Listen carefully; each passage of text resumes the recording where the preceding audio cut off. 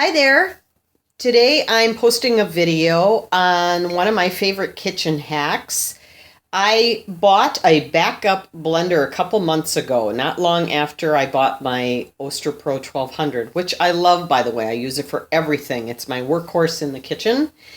But there are some things that I don't want to use it for, and one of them is grinding up eggshells into powder. See, I save them here. I bake a lot of cakes, specialty cakes for people on special order. I also go through a lot of eggs because I make my own pet food. I make food for my dog. I also make raw food diet for my 3 cats. And so I have a lot of free eggshells that I don't want to waste, and I can't really compost them in the middle of winter. It's just the ground is hard and it doesn't break down. I'd have a pile, a mountain of them out there waiting for spring. So my dog needs calcium supplement in his diet anyway, so this is a great way to use them up, and it's free. So, but I don't want to grind them in my Oster Pro 1200 simply because even as fragile as eggshells are, they are very sharp.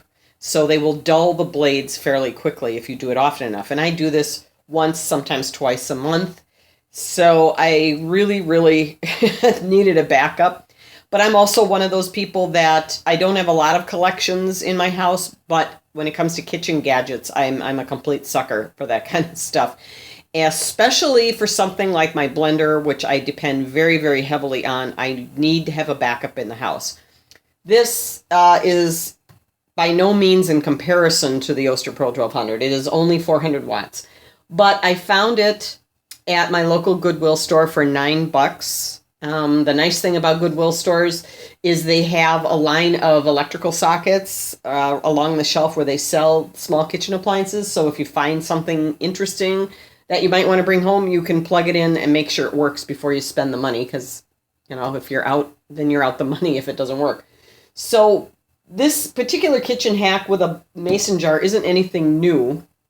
But I just wanted to do this video because I want to show you how I did an upgrade on that. So this blender is in wonderful condition for its age. I'm guessing it's probably from the 60s or 70s. It's all chrome on the outside, not plastic. It's actually chrome.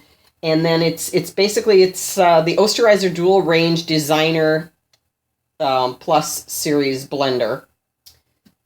Everything's in great condition, like I said. I'm going to take the lid off. And on the jar, I'm actually going to take this off and put it on my mason jar. Again, like I said, it's not a new hack. This is pretty well known, especially to people that have older Oster blenders. Even a lot of their newer ones, if they have this size blade assembly on it, you can still do this. I mean, it isn't just the old models that you can do it with. So you take the coupler off and take the blades out. And what I did was, well, let me show you first here. This is the blade assembly that came with the blender, and I'm guessing it's original because it is quite dull. Despite the fact that it's still very pointy, they are pretty dull, and I think this is original because if you look in here, I don't know how well you can see that, compared to a new one, it's pretty worn in there. So, but I thought as long as I have to buy a new blade assembly to get it to perform a little bit better, I'm going to do an upgrade. And I went up to a 6-point blade, the fusion blade that Oster makes. I mean, look at the size of this compared to the original that came with it. It's much taller. I hope I'm bringing that into frame just right. And of course, there's 6 blades instead of 4. The blades themselves are longer, and they're exceedingly sharp. I don't know if you can see that edge, that they're very, very sharp. I would not touch this with your fingers if you can help it. It is the model number 4980 in case you are interested and would like to do an upgrade on your own older blender or smaller blender size. This is only 400 watts, which isn't terribly powerful after using the 1200 watt of my Oster Pro. But with this blade assembly upgrade, it does feel like you've boosted it a couple extra 100 watts. It really, really sends it flying, so to speak. So I'm going to get this older, sharp one out of my way so I don't poke myself.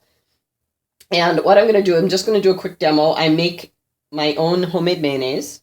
So in here I have my ingredients. I have 2 egg yolks, some Dijon mustard, some white wine vinegar, a pinch of salt, and some sunflower oil. So what you're going to do this piece by piece here. You're going to take your rubber gasket and you're going to place that right on the top lip, the top edge of the jar. And you hold it in place so you don't actually accidentally knock it in there. And then you just ease your blades in there, line that up, and then you're going to attach the coupler, same way you would do it on the blender jar itself, and make sure it's good and tight so nothing leaks. And you place it on there, and then for mayonnaise, I like to use the pulse setting. Otherwise, it might break, and what that means is you end up with that runny mess that never thickens, and basically you're trying to create an emulsion here, and the mustard is what's going to help pull the oil and the watery vinegar together into, well, you know what mayonnaise looks like, into a nice fluffy mass of a spread. So you want to kind of do it quickly but gently and just sort of get it going.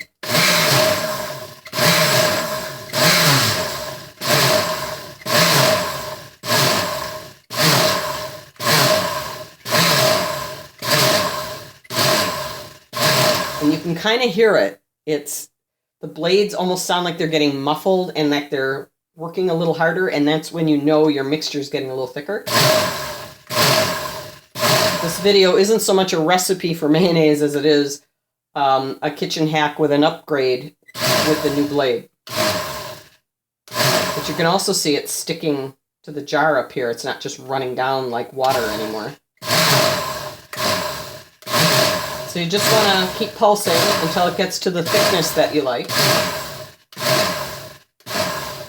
If you are a Miracle Whip lover rather than mayonnaise, if you prefer Miracle Whip, you could add a little bit of honey, like half or a full teaspoon of honey to this mixture, and you get very much the same texture and flavor as you would a Miracle Whip with that slight sweetness to it.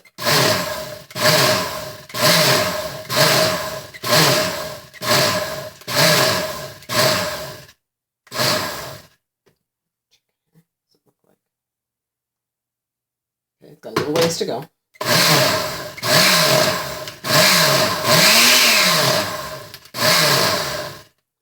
I'm going to turn it down.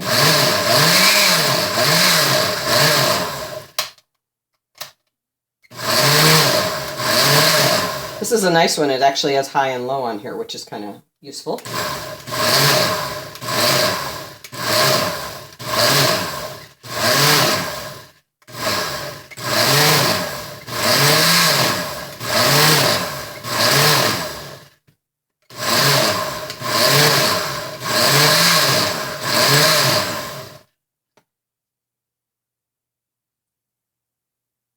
And I think we're just about there. It's really thick. It's not pouring. I should say it's pouring very slowly. I want to get it to the point where it's not pouring at all, or even slower.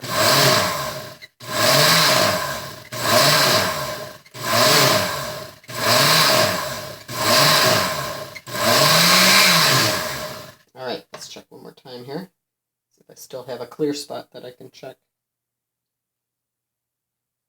And we're there. Look at it, it's not even coming down. All right. Take the blades out. And I do want to emphasize making sure that this is screwed on really tightly.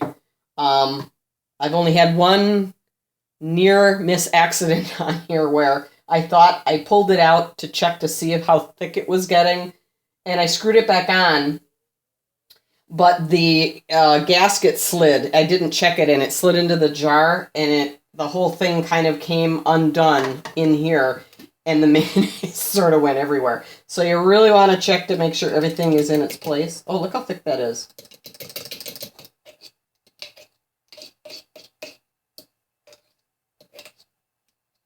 Okay, I'm just going to set that in there.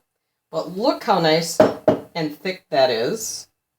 And the really cool thing is when you do it in the jar like this, just going to get a paper towel, pardon my reach. I'm just going to wipe off the top. When you get done, you take the blade off, put the lid on, put it in the fridge, and you're good to go. Same thing I do with the eggshells, calcium powder for my dogs. There's nothing worse than getting a perfect mayonnaise in a blender and then you spend 20 minutes with a rubber scraper trying to get it all out from under the blades. And in the meantime, the sharp points are chewing up your rubber scraper at the same time. So that is my kitchen hack for the day. I hope it's helpful to some of you. And by all means, if you don't have one of these and you'd love to try the ball jar or the mason jar hack, go to your local Goodwill or thrift store that sells small appliances and see what you can find. You never know what treasures you'll find there. And with a simple $7 blade upgrade, you have a wonderful machine. And this is great for making smoothies on the go. You could even punch a hole in the lid and put a straw in there to take it in the car. So hopefully this is helpful to you. And again, thank you so much for watching and have a great day.